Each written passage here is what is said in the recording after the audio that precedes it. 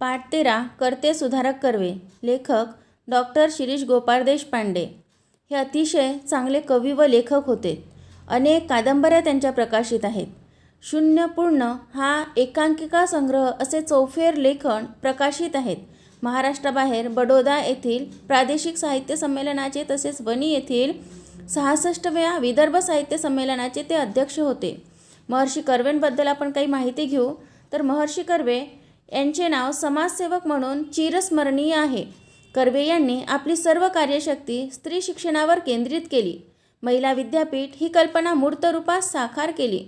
समाजासाठी केलेल्या एकूण महान कार्यासाठी महर्षी धोंडो केशव कर्वे यांना 1958 साली भारतरत्न हा सर्वोच्च नागरी पुरस्कार देऊन भारत सरकारने त्यांच्या कार्याचा गौरव केला. प्रस्तुत पाठात लेखकाने महर्षी कर्वे यांच्या व्यक्तिमत्वाचा आणि कार्यांचा परिचय करून दिलेला आहे. महर्षी अण्णासाहेब कर्वे या नावाने सर्वांना परिचित. त्यांचा जन्म 18 एप्रिल 1858ला शेखली, जिल्हा रत्नागिरी येथे झाला. सन 1881 मध्ये मॅट्रिकची परीक्षा उत्तीर्ण झाल्यावर ते मुंबई विल्सन कॉलेजात जाऊ लागले. सन 1884ला BA झाले. मुंबईतच 4 ते 5 वर्षे शिक्षक म्हणून नोकरीसुद्धा केली. आता आपण पाठाकडे वळूया. रेडिओवर रात्रीच्या बातम्यात आले होते की भारतरत्न महर्षी धोंडो केशव कर्वे यांचे वयाच्या 105व्या वर्षी निधन झाले. माझ्या आजोबांचे डोळे टिचले. कळत्या वयात जाणवू लागले की नातेवाईक नसलेले गृहस्थ 105व्या वर्षी जाऊनसुद्धा त्यांच्यासाठी डोळे भरून येत असतील तर त्यांचे कार्य खूपच मोठे असले पाहिजे. म्हणजेच तुम्ही समजून घ्या की एखादा व्यक्ती 105 वर्षाचा होऊन मरत असेल आणि त्याच्यासाठी कोणी रडत असेल तर त्या व्यक्तीचं कार्य किती मोठं असेल. स्वातंत्र्य समराच्या ऐन धुमाळीच्या काळात म्हणजेच 18 एप्रिल 1858 रोजी महर्षी कर्वे यांचा जन्म झाला. नंतर 15 ऑगस्ट 1947 रोजी राष्ट्रीय स्वातंत्र्यही त्यांच्या डोळ्यांदेखत कमावले गेले. पण स्वातंत्र्य केवळ राष्ट्रीय मिळू भागत नाही, स्वातंत्र्य संपूर्णच हवे असते हे त्यांना आधीपासूनच जाणवत होते. या देशातली स्त्री गुलाम आहे. राष्ट्रीय स्वातंत्र्य कमावल्यावर सुद्धा ती गुलामच राहील हे त्यांना दिसत होते. त्यांच्या डोळे देखतच 15 ऑगस्ट 1947ला आपल्या देशाला स्वातंत्र्य प्राप्त झाले. परंतु खरंच जेव्हापर्यंत स्त्री गुलाम आहे, स्त्री ही स्वतंत्र होत नाही तेव्हापर्यंत देशाला स्वातंत्र्य मिळू शकत नाही असं त्यांना वाटत होतं. तिला स्वतंत्र व्हायचे असेल तर तिला भान यावयास हवे की आपण गुलाम आहोत आणि हे भान शिक्षणाशिवाय येऊ शकत नाही. प्रत्येक व्यक्ती जेव्हा तो गुलाम असतो तेव्हा त्याला समजायला पाहिजे की आपण गुलाम आहोत, तेव्हाच तर तो स्वतंत्रतेसाठी लढेल. मात्र खुद्द भारतीय स्त्रीवर संस्कारच असे होते की ती आपल्या गुलामीला दागिना मानित असते. आपल्या समाजात स्त्रीचे स्थान देवीचे आहे असे भासवले जात असेलही, पण तिला शूद्र समजून तिचा प्रच्छन्न छळच केला जाईल. भारतीय संस्कृतीमध्ये लहान मुलगी असतानाच आईसोबत ती कामाला लागत असते. झाडू, पोछा, भांडे कोणतेही काम असो, मुलगा असं करताना दिसत नाही. म्हणजेच आधीपासूनच स्त्रीला संस्कारच तसे दिले जाते की स्त्री ही गुलामीलाच आपला दागिना मानत असते. स्त्रीने शिक्षित व्हायलाच पाहिजे हे कर्व्यांना ठामपणे वाटत होते. तथापि हे कार्य अतोनात कठीण आहे हेही त्यांना दिसत होते. स्त्रीने स्वातंत्र्य कमवावे असे वाटणे म्हणजे खडकावर डोके आपटण्यासारखे होते. खडकावर कितीकही डोके आपटले तरी रक्त आपल्या डोक्यातून निघेल, पण खडकाला काहीच होणार नाही हेही त्यांना माहिती होतं. शांत, शोषितपणे, सहिष्णू वृत्तीने राहिलो तर हे असीधारा व्रत परिपूर्ण होऊ शकेल याची त्यांनी खुणगाड बांधली. असीधारा व्रत म्हणजेच तलवारीवर चालण्यासारखे कठीण व्रत. सावकाश तरी हमखास हे कार्य करणे गरजेचे होते. नुसत्या अडीअडचणी येतील असे नव्हते, संपूर्ण समाजाविरुद्ध विद्रोह करावा लागणार होता. असे केले तर समाज आपल्याला गिळून टाकायला येईल हे कळत होते. परंतु तरीही महर्षी धोंडो केशव कर्वे यांनी हे असीधारा व्रत म्हणजे अतिशय कठीण असं व्रत स्वीकारलं. पंडिता रमाबाई यांचे जीवनचरित्र आणि ईश्वरचंद्र विद्यासागर यांचे जीवनकार्य यांतून महर्षी कर्वे यांना हुरूप मिळाला. ईश्वरचंद्रांनी पोथ्यांचा पिट्टा पाडून विधवा विवाह होऊ शकतो हे दाखवून दिले. पण म्हणजेच पंडिता रमाबाई यांनी सुद्धा स्त्रियांसाठी संस्था सुरू केल्या होत्या. त्याचबरोबर ईश्वरचंद्र विद्यासागर यांनी तर लॉर्ड डलहौसी यांच्याकडून सन 1856 विधवा विवाहाचा कायदा संमत करून घेतला होता. तसेच ते म्हणत होते, मुली सज्ञान झाल्याशिवाय घरातील अज्ञान व अंधश्रद्धा निर्मूलन होणार नाही. त्याचसोबत त्यांना विद्यासागर का म्हटलं जात होतं? कारण की 18व्या वर्षी ते प्राध्यापक झाले. त्यानंतर ते शिक्षणाधिकारी सुद्धा झाले आणि त्यामुळेच त्यांना विद्यासागर ही पदवी प्राप्त झाली होती. स्वतः विधवेशी विवाह करून कर्व्यांनी त्याचा वस्तुपाठ घालून दिला. सुरुवात त्याने स्वतःपासून केली, म्हणून त्यांना बोलायची कोणास सोय उरली नाही. प्राध्यापक धोंडो केशव कर्वे हे कॉलेजात गणित शिकवत. विद्वत्तेचा ते महामेरू होते. महामेरू म्हणजे पुराणात पृथ्वीचे वर्णन करताना 7 द्वीपे सांगितली आहेत.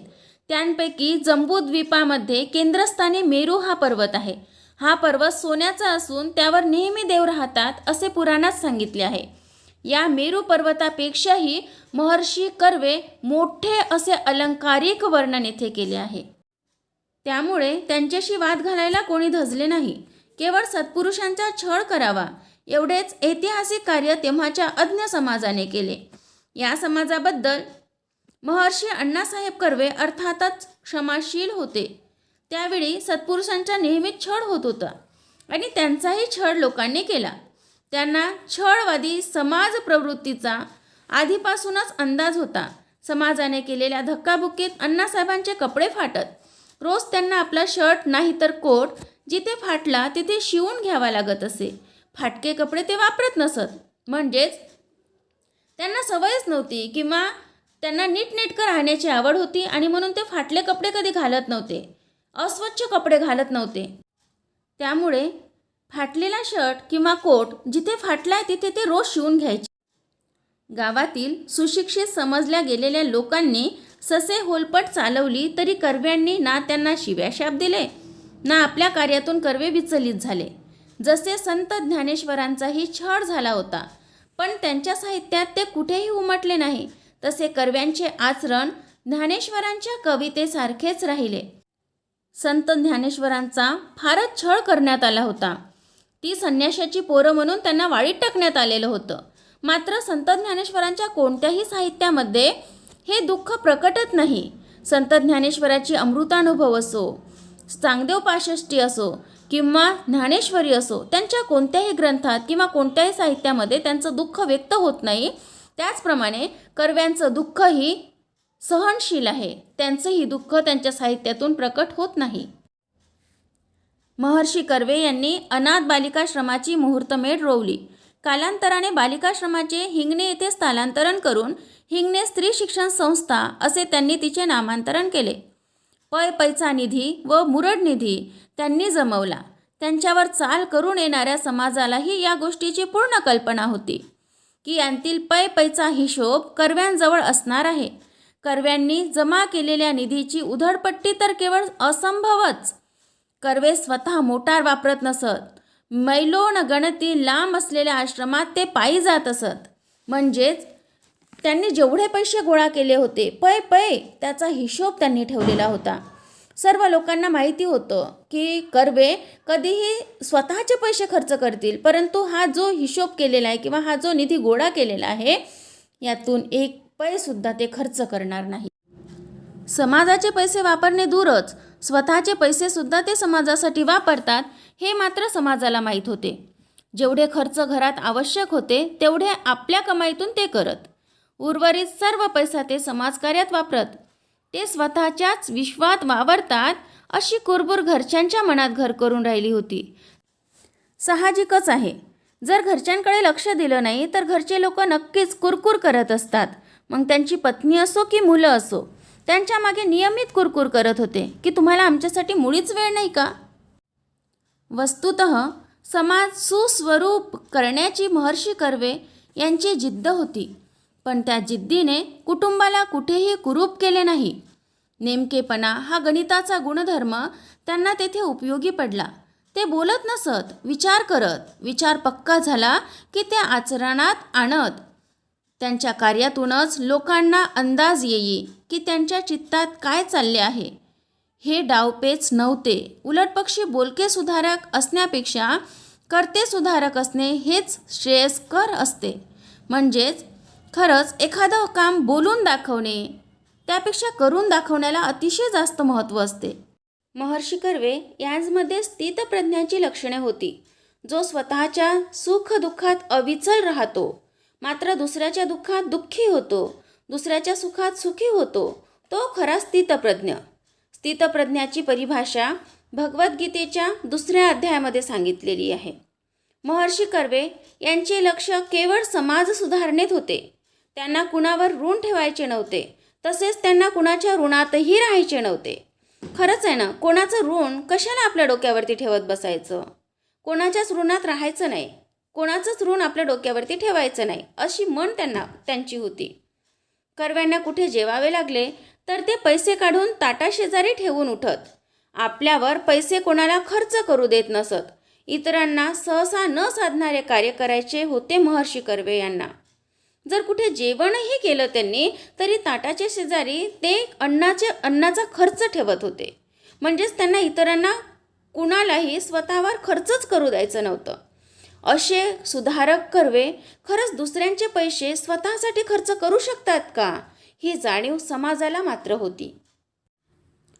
भारताचे अर्धांगजे स्त्रिया त्याच अनपढ राहिल्या तर देश अर्धांगवायू झालेल्या व्यक्तीसारखा होईल. भारतामध्ये स्त्रिया अर्ध्या आणि पुरुष अर्ध्या. मग जर स्त्रिया अनपढ राहिल्या तर ज्याप्रमाणे मनुष्याला अर्धांगवायूचा झटका येतो, म्हणजे लकव्याचा झटका येतो किंवा पॅरेलाइज होतो, त्या व्यक्तीसारखा आपला भारत होऊन जाईल. एका बाजूला या देशाला आपण भारत माता म्हणतो, सरस्वतीला आपण वाङ्मयाची जननी मानतो, आणि दुसरीकडे स्त्री निरक्षर अज्ञानी ठेवतो. हा चीड आणणारा विरोधाभास त्यांना घालवायचा होता. म्हणजेच स्त्रियांवरचे जे अन्याय अत्याचार आहे ते त्यांना घालवायचे होते, त्यांना सुशिक्षित करायचं होतं.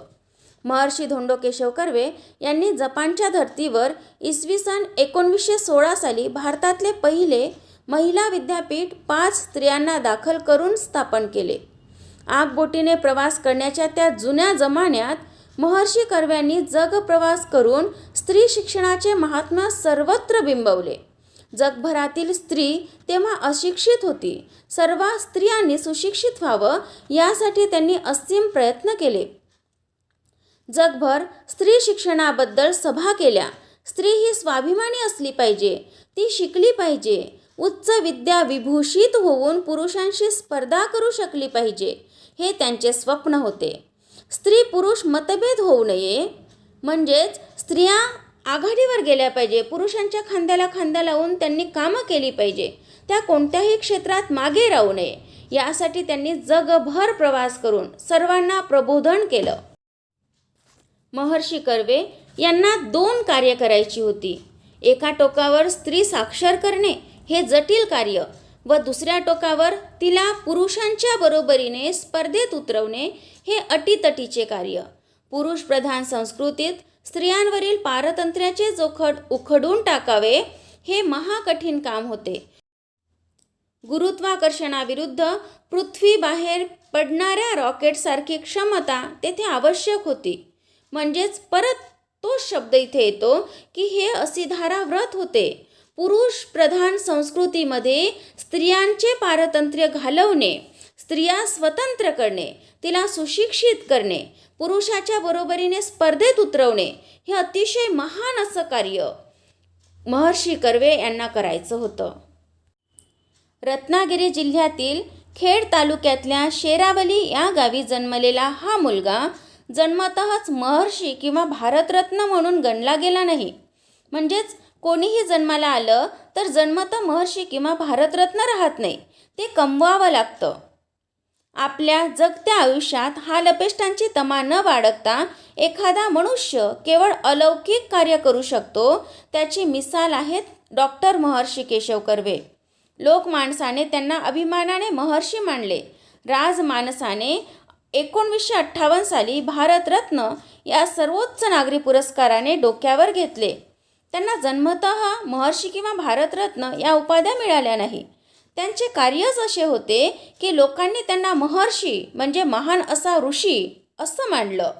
तर भारत सरकारने त्यांना भारतातील सर्वोच्च पुरस्कार 1958 साली भारतरत्न हा पुरस्कार प्रदान केला. एकदा विद्यापीठातल्या कर्व्यांच्या पुतळ्यामागे एक मुलगी रडत बसली होती. केवढ्याने रागवलो मी तिला म्हटले, कर्व्यांच्या पुतळ्यापाशी बसून रडायला तुला काहीच कसे वाटत नाही? तू मुळीच रडू नये यासाठीच कर्व्यांनी हे विद्यापीठ निर्माण केले ना.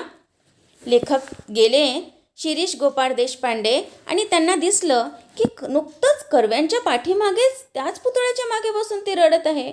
त्यांना खूप राग आला आणि म्हणते, स्त्रीने रडूच नये यासाठीच तर कर्व्यांनी संपूर्ण जीवन आपलं त्यागलं आणि तू त्यांच्याच पुतळ्याच्या मागे रडत बसलेली आहे. स्त्री शिक्षण होतच आहे. महर्षी अण्णासाहेब कर्वे यांच्या कर्तेपणाने SNDT महिला विद्यापीठ निर्माण झाले. महिला शिकतात, पण जोवर पुरुष खऱ्या अर्थाने शिक्षित होत नाही तोवर स्त्रियांवरचे अत्याचार थांबतील असे वाटत नाही.